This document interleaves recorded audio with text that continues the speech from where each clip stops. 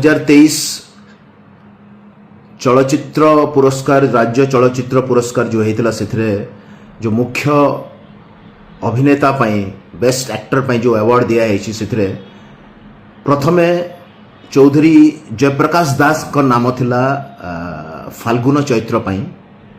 किंतु परे तांको न देकी आउ काहाकू देले आउ ए सबु जिनस पाई नाराज है कि सेठिरे थिबा जड़े जूरी मेंबर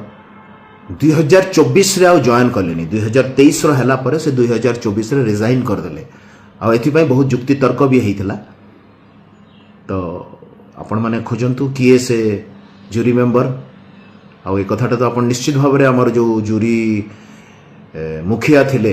तांकठु भी पाई जिवे खबर एटा मो पाई कहू नाही ओडिशार अगणित यूथ अगणित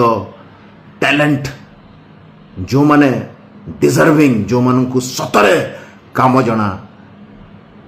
से कहूँ नहले 90 वर्ष रे जो भाया सिनेमा चली से भाया चली आमर परिचय ना बाहर किसी हम